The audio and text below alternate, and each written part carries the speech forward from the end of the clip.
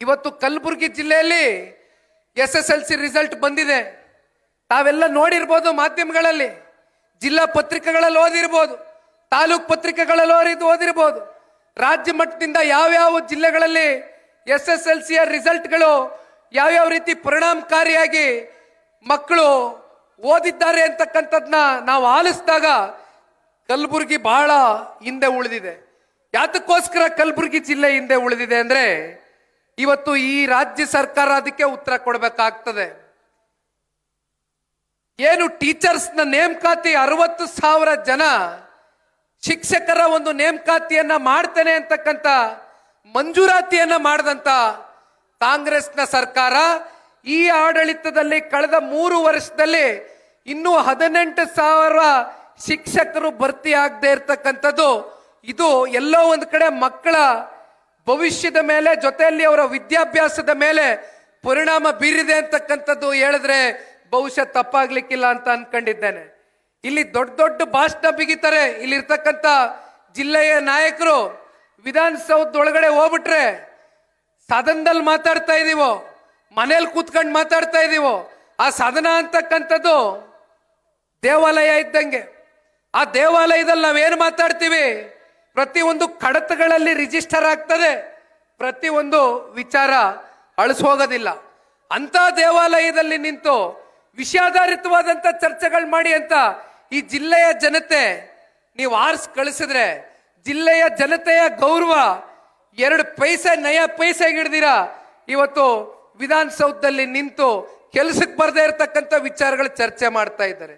ಇಲ್ಲಿ ರೂಪಿಸ್ಬೇಕಾಗಿರ್ತಕ್ಕಂಥದ್ದು ವಿದ್ಯಾರ್ಥಿಗಳ ಭವಿಷ್ಯ, ರೂಪಿಸ್ಲಿಕ್ಕೆ ಆಗ್ತಾ ಇಲ್ಲ.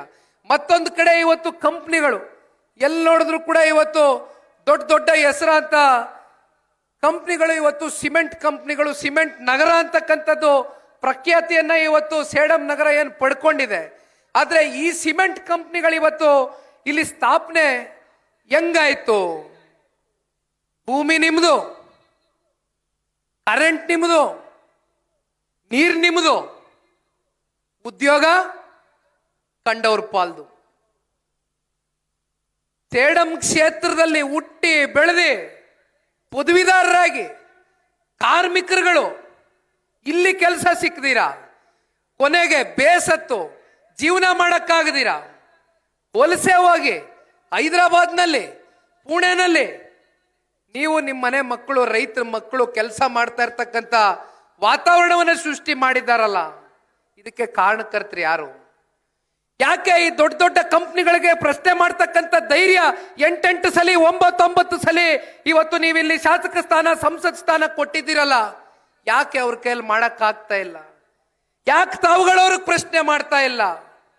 ಒಮ್ಮೆ ಆಲೋಚನೆ ಮಾಡಿ.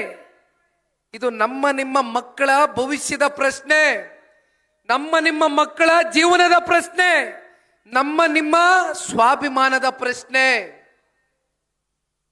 ಇದಕ್ಕೆ ಪೂರಕವಾಗಿ ಈ ಪಕ್ಷದ ಒಬ್ಬ ಯುವ ಕಾರ್ಯಕರ್ತನಾಗಿ ಕನ್ನಡ ನಾಡಿನಲ್ಲಿ ನೆಲೆಸಿರ್ತಕ್ಕಂಥ ಒಬ್ಬ ಸಾಮಾನ್ಯ ನಾಗರಿಕನಾಗಿ ಇವತ್ತು ನಿಮ್ಮ ಮುಂದೆ ಒಂದು ವಿಚಾರವನ್ನ ತಿಳಿಸ್ಲಿಕ್ಕೆ ಬಯಸ್ತೇನೆ.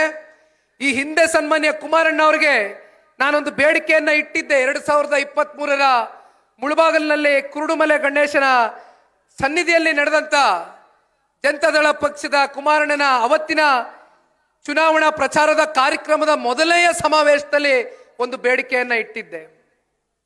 ಮುಂದೊಂದು ದಿನ ನಿಮ್ಮಂತವರ ಒಂದು ಆಶೀರ್ವಾದದಿಂದ NDA ಮಿತ್ರಕೂಟದ ಸರ್ಕಾರ ಸ್ಥಾಪನೆ ಆದಂತ ದಿನ, ಅದು ಬಹಳ ದೂರ ಇಲ್ಲ, ಆದಂತ ದಿನ ಒಂದು ಮಾತು ನಿಮ್ಗೆ ತಿಳಿಸ್ಲಿಕ್ಕೆ ಬಯಸ್ತೇನೆ ಬಹಳ ಗಟ್ಟಿ ಧ್ವನಿಯಿಂದ.